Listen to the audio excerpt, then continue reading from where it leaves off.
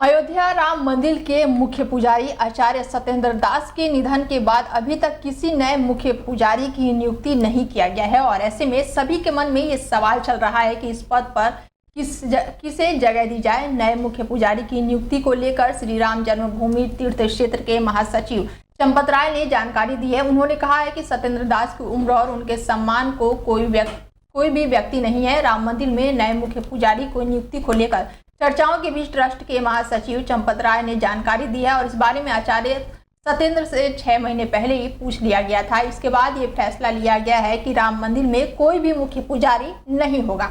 उन्होंने कहा है कि हमने आचार्य सत्येंद्र दास से 6 महीने पहले ही पूछा था कि अब कोई मुख्य पुजारी नहीं है।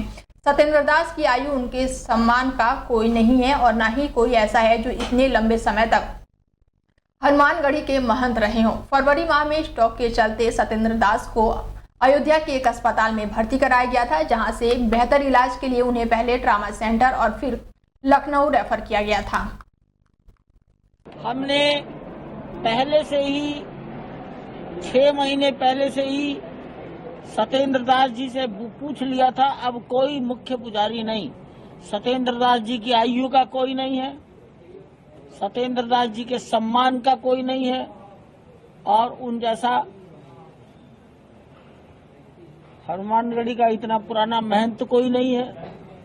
1993 से वो सेवा दे रहे थे, 100 रुपये महीना लिया करते थे। आज जितने हैं सबकी आयु एक जैसी है, सब जवान लोग हैं, उन जैसा विद्वान तो कोई नहीं है। इसलिए अब मुख्य पुजारी ये पाकिस्तान के सामने अब एक और बड़ा संकट खड़ा हो गया है। मुल्क में बिगड़ते हालात और बढ़ती असुरक्षा के बीच उनके सैनिक सेना से भाग रहे हैं। मीडिया रिपोर्ट के मुताबिक पिछले हफ्ते 2500 सैनिकों ने सेना छोड़ दी है।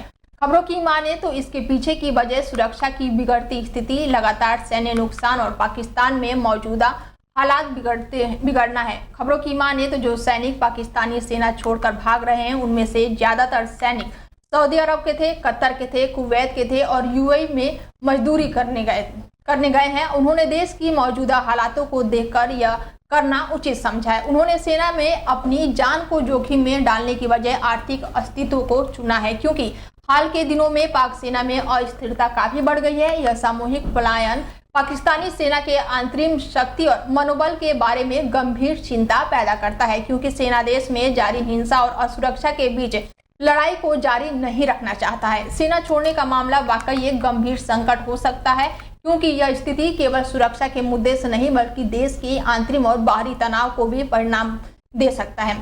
सैनिकों की संख्या में गिरावट न केवल सैनिक की कार्य क्षमता को प्रभावित करता है बल्कि मुल्क की स्थिति पर भी सवाल उठाता है। सुरक्षा के हालात बिगड़ने के कारण सैनिकों का मनोबल गिरता ही जा रहा है, जिस कारण वो सेना छोड़ने का फैसला करते हैं। यह स्थिति पाकिस्तान के लिए खतरे का कारण बन सकती है, क्योंकि एक कमजोर सैन्य बल देश की सुरक्षा के लिए बड़ा जोखिम हो सकता है। शहबाज सरकार और पाक सेना की इस समस्या का जल्द कोई समाधान नहीं ढूंढा गया ताकि सैनिकों का मनोबल बढ़ सके और सुरक्षा की स्थिति को बेहतर किया जा सके।